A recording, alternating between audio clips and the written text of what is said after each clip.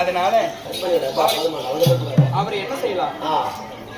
அவர் என்ன செய்யலாம்? ஒரு காலகட்டத்தை தேர்ப்பாங்க கட்டி போடுறாரு யார் உண்மையே அவரு வந்து அது கிடையாது.